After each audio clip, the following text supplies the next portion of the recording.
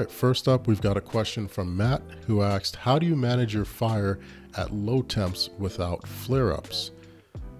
There's a lot to dissect from this because I'm trying to understand exactly what particular rig he has, because he says managing your fire at low temps without flare-ups. So when I hear flare-ups, it makes me think that he's using something where it's direct heat. It's not an offset or reverse, that it's more like a grill. So I'm gonna approach it both ways actually, because it can happen in both scenarios, but it's very unlikely in one over the other.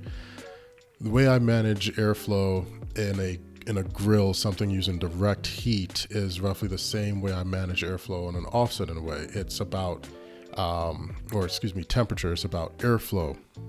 If I'm trying to get lower temps, I'm going to limit the amount of air that I have, and I'm not going to use a ton of fuel as well. If I'm really trying to keep the temperature low, maybe you're trying to smoke some cheese or smoke some salmon or something, I'm going to let an ember roll, get nice and red, and I'm going to put some green wood on that ember.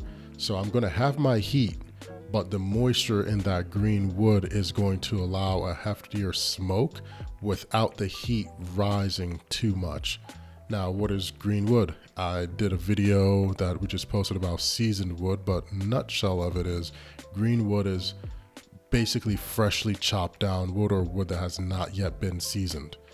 So that's how I would make that approach if we're talking about like a typical grill format where you've got your plate, underneath is your heat source, and that's it.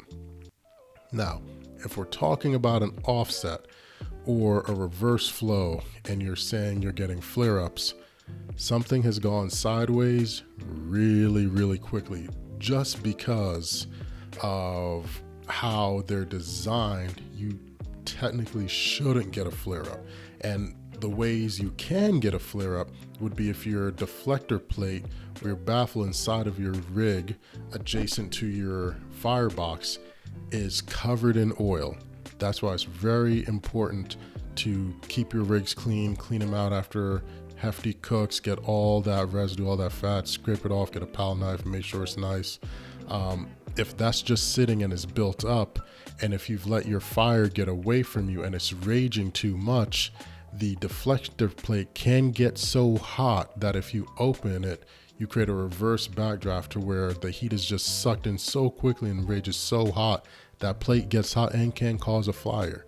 Or if you don't have enough of a good strong connection between your firebox entry and your plate, and a flame gets up there, or ash or ember, which is why you got to clean out your firebox as you cook, scrape out those ashes, and then ash catches wind of it, that's how you're going to get a flare up or just a giant fire in your offset turns into a huge rocket stove very, very quickly. It's very dangerous. If that should ever happen, if you're ever in a scenario like that and you don't have a fire extinguisher with you, which you should, baking soda is a great alternative to something like that, but you get a fire extinguisher.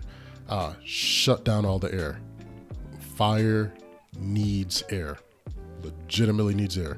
There's no air, no fire. Now it will take a while for the fire that's within your firebox and within your smoker to burn off the oxygen that's in there, but once it burns it out, it puts itself out. So you want to close down your dampers, close down your chimney, close down your door. If you have fasteners on there, fasten it. Just close it all down as best as you can, and that's going to help. Do not pour water on an oil fire. It will spread. It'll be very, very bad. But I know that was ridiculously long-winded for that question, but I hope that helps clarify a few things, Matt, and thank you so much for asking it.